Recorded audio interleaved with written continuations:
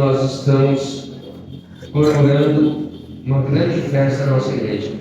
Aliás, durante essa semana, nós tivemos algumas datas importantes onde nós celebramos. Na terça-feira, nós vivenciamos a natividade de João Batista. Na sexta-feira, a grande festa do Sagrado Coração de Jesus. Ontem, a festa do Imaculado Coração de Maria. E hoje, nós estamos comemorando a solenidade, a grande festa de Pedro e Paulo. Esses dois grandes homens, esses dois grandes apóstolos, que são a coluna da igreja, a coluna da fé.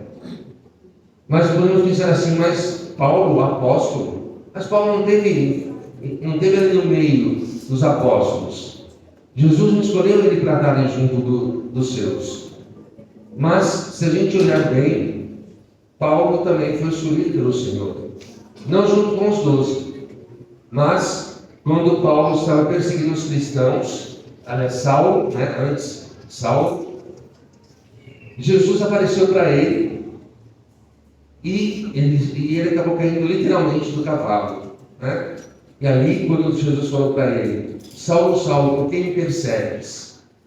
Ali começou a sua conversão. E por isso ele merece sim ser chamado de apóstolo também. Esses dois grandes homens. E se nós temos hoje essa graça de termos a igreja firme e forte até os dias de hoje, devemos a Pedro, que assumiu esse compromisso que Jesus confiou a ele. Pedro, sobre essa pedra edificarás a minha igreja. E Paulo, que foi aquele que mais evangelizou, ele levou a palavra de Deus nos 4 cantos do mundo. E por isso que hoje nós temos essa graça de podermos estar aqui nessa noite e ouvir a palavra de Deus. Foi com a propagação da palavra de Deus que chegou aqui até nós. Por isso, uma das coisas que eu sempre falo, que a nossa fé de cristão católico não deve ser baseada somente na palavra de Deus. É claro que ela é em primeiro lugar. Em primeiro lugar, a nossa fé é baseada na palavra de Deus. E segundo, na nossa tradição. Aquilo que foi deixado pelos apóstolos. Aquilo que eles vivenciaram e que não foi colocado na palavra de Deus. Então, por isso, que tudo aquilo que a igreja nos ensina é justamente aquilo que veio, o que eles receberam de Jesus, dos ensinamentos dos apóstolos, chegou até nós. Na leitura do Evangelho, Jesus pergunta para eles que estão lá junto dos discípulos: quem dizem os homens que eu sou? Há uns que é Elias, outros que é alguns profetas. Aí Jesus pergunta diretamente para eles: e vós quem dizeis que eu sou? Pedro diz: tu és o Messias, o Filho do Deus vivo. Nesse momento foi a nossa primeira profissão de fé da Igreja Católica. Tanto é que Jesus diz para ele, depois: feliz és tu, Simão, filho de Jonas, porque não foi um ser humano que te revelou isso, mas meu Pai que está nos céus. Ou seja, a inspiração e o próprio Deus deu para Pedro para responder. Então, a partir desse momento, ele professou que Jesus é o Messias, o Filho do Deus vivo. E todos os domingos, após a homilia, nós professamos a nossa fé. E é justamente essa fé que foi ensinada para nós. E por isso que, exemplo de Pedro, nós precisamos manter a nossa fé sempre renovada, sempre firme em Deus. Na segunda leitura, eu gosto muito dessa passagem, quando Paulo ele escreve a Timóteo. Ele diz assim: caríssimo, quanto a mim, eu já estou para ser derramado em sacrifício. Aproxima-se o momento da minha partida. Combati o bom combate, completei a corrida, guardei a fé. Agora está reservada para mim a coroa da justiça. Ou seja, Paulo já estava preso, por ser um perseguidor, de repente ele se torna um perseguido, porque de maneira nenhuma deixou de professar a sua fé, de levar a palavra de Deus. E quando ele diz aqui: combati o bom combate, completei a corrida, guardei a fé, a gente pode achar assim que de repente Paulo está se exaltando, mas pelo contrário, Ali ele já sabia que ele iria morrer. Mas mesmo na prisão, mesmo sofrendo lá na prisão, Paulo não perdeu a sua fé de maneira nenhuma. Muitas das cartas que nós temos no Novo Testamento que Paulo escreveu, algumas delas foi justamente na prisão. Então veja, sofreu, mas ele não abandonou a sua fé. Assim como Pedro também, nós vimos aqui na primeira leitura, quando fala que Pedro também foi preso. Mais uma coisa importante aqui também para nós, quando Lucas escreve dizendo assim: enquanto Pedro estava mantido na prisão, a igreja rezava continuamente a Deus por ele. Ou seja, Pedro estava lá, preso, não perdeu a sua fé, não perdeu a sua esperança, e ali a igreja rezava por Pedro. E através da oração, Deus ouviu o clamor do seu povo mais uma vez e libertou Pedro da escravidão, da prisão. Por isso, irmãos, nós como igreja temos o dever, como batizados que somos, cristãos que somos, católicos que somos, sempre estar rezando pelo Papa. Porque o Papa é o sucessor de Pedro. Rezar para que ele tenha a sabedoria do alto, que Deus inspire ele a todo momento, a todo instante, para que seja feita a vontade dele na sua igreja. Não a vontade do Papa, mas a vontade do próprio Deus, aquele que fundou a Igreja Católica Apostólica Romana. Ele está à frente, então precisamos continuar rezando por ele.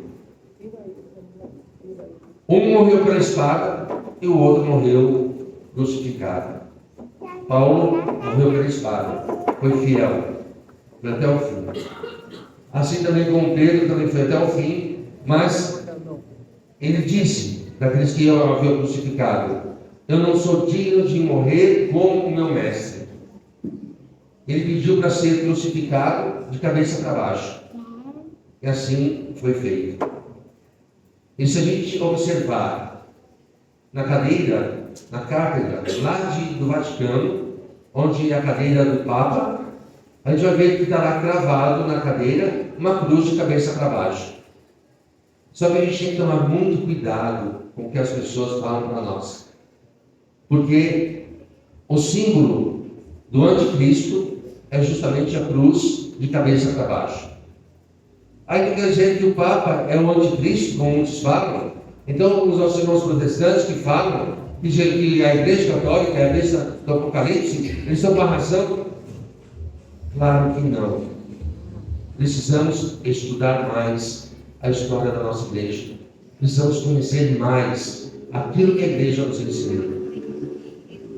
Se a cruz de cabeça para baixo está na cadeira, no Vaticano, a cadeira do Papa, é para mostrar que quem está ali, ocupando aquele lugar, que o primeiro que usou, que usou a cadeira, foi Pedro. Cadeira do Papa. Então, para mostrar que aquela cadeira ali é do sucessor de Pedro.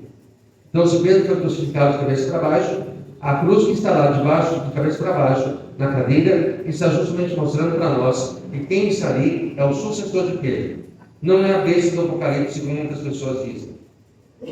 E muito menos a nossa Igreja Católica Apostólica Romana é a besta do Apocalipse. Porque a única igreja, a mais antiga, a única igreja que ainda tem o seu fundador vivo. Eu estou dizendo das igrejas aqui mais perto de nós. Mas aquelas igrejas tradicionais protestantes, nenhum dos seus fundadores estão vivos. A única igreja que tem mais de quase 2.000 anos e que está aqui viva, em pé ainda, é a nossa, a Católica Apostólica Romana. A igreja fundada por Jesus Cristo. Jesus voltou para o Pai, mas ele precisava deixar alguém aqui na terra para conduzir a sua igreja. Tudo aquilo que ele fez, tudo aquilo que ele ensinou. E por isso ele escolheu Pedro. Sobre essa pedra edificarás a minha igreja. E nós temos o que temos hoje. Graças a Pedro, que foi firme na sua fé, e foi perseverante, não deixou se abater por aqueles homens, pelos reis que queriam que mataram ele, que o proibiram de anunciar a palavra de Deus. Ele não ouviu a eles, mas ouviu somente a Jesus Cristo. Sua fé não morreu de maneira nenhuma. Mesmo sendo perseguido, mesmo sendo preso, mas Pedro não deixou a sua fé abalada. Assim também com Paulo. Paulo que foi também perseguido, também foi preso, também morreu pela palavra de Deus e não perdeu a sua fé.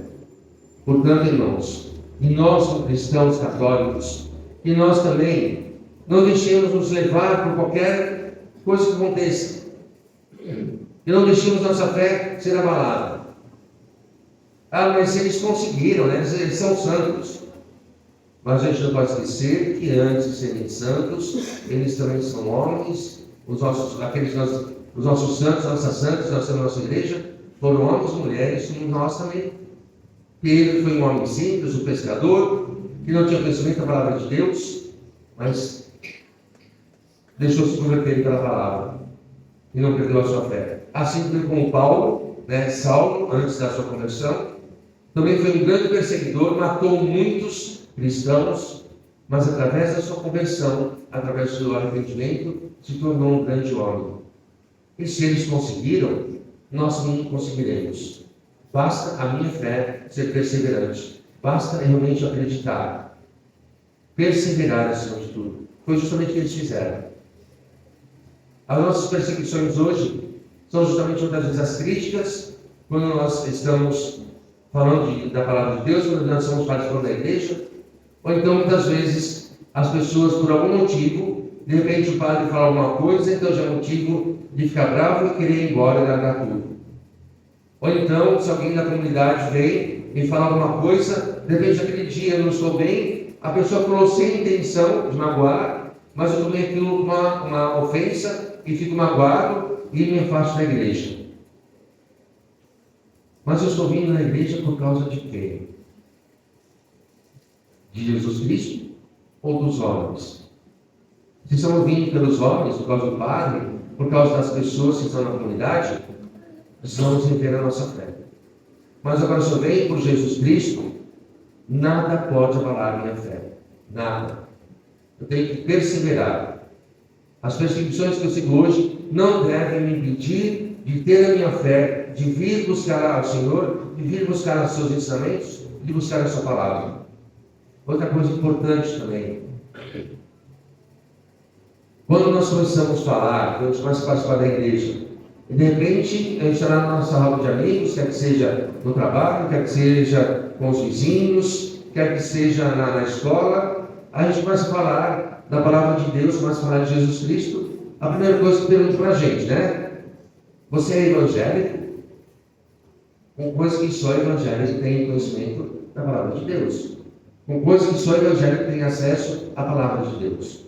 E quando nós falamos que nós somos católicos, aí fica aquela de espanto, Porque o pessoal acha que a maioria das pessoas falam que é católico só de nome.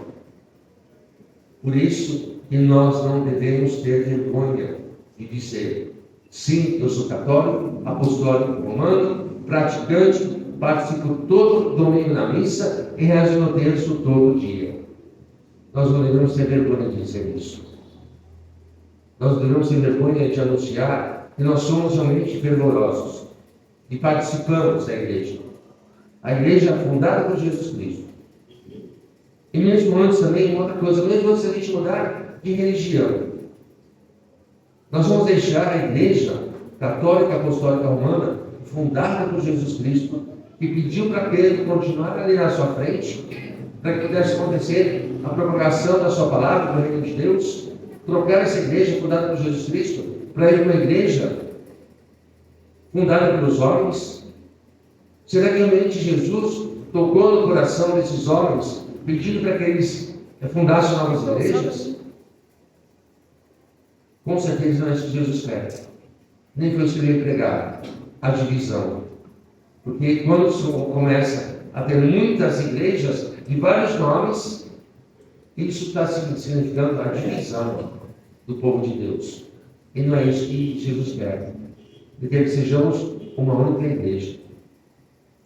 Por isso, volto a dizer, porque a partir do momento em que eu mudo de religião, eu estou negando tudo aquilo que eu aprendi na Igreja Católica. De tudo aquilo que eu vivenciei. Eu deixo de acreditar no batismo, eu deixo de acreditar na presença de Jesus Eucarístico, eu deixo de acreditar em Nossa Senhora, a nossa mãe que está lá no céu, não adorando ela como muitos falam, mas venerando e amando Maria como mãe. E vale a pena deixar tudo isso? Será que vale a pena deixar a igreja verdadeira, fundada por Jesus Cristo? Portanto, irmãos, volto a dizer para a gente encerrar. Não venha para a igreja por causa do padre ou por causa dos homens. Venha por Jesus Cristo. Venha para estar junto com aquele que realmente nos ensina, ensinou e vai continuar ensinando a viver realmente aquilo que ele mais pregou, que é o amor e a misericórdia. E nós possamos cada dia mais, nas nossas orações, pedir essa graça da nossa conversão, a nossa santificação e principalmente que Ele aumente na nossa fé, para nós possamos continuar aonde Ele nos chamou para estar aqui, para viver os seus ensinamentos. E principalmente, não esqueçamos que todas as vezes, depois da homilia, estamos professando a nossa fé. E tanto é que quando alguém muda de religião e quer depois ver que realmente não se encontrou lá na outra igreja, quer voltar para a igreja católica, ela pode voltar. Mas ela tem que se confessar e tem que professar, fazer a profissão de fé. Porque aí ela está... Por que se confessar? Porque ela negou tudo aquilo que foi ensinado na igreja católica. E professar a fé porque ela está proclamando, e realmente é assim que nós também fazemos todas as vezes que rezamos a profissão de fé. Nós acreditamos no Pai, no Filho, no Espírito Santo, na Trindade Santa e na Igreja, que é uma Santa Católica e Apostólica. Então, quando rezamos realmente de coração. Não simplesmente ter mais uma oração que eu já sei de cor e salteado, mas que eu proclame renove e proclame verdadeiramente de coração a minha fé em quem eu acredito. Louvado seja o nosso Senhor Jesus Cristo. Creio em Deus Pai Todo-Poderoso, Criador do céu e da terra, e em Jesus Cristo, seu único Filho, nosso Senhor, que foi concebido pelo poder do Espírito Santo, nasceu da Virgem Maria, padeceu sob Pôncio Pilatos, foi crucificado, morto e sepultado, recebeu a mansão dos mortos, ressuscitou ao terceiro dia, subiu aos céus, está sentado à direita de Deus Pai Todo-Poderoso, de onde há de vir a julgar os vivos e os mortos. Creio no Espírito Santo, na Santa Igreja Católica, na comunhão dos santos, na remissão dos pecados,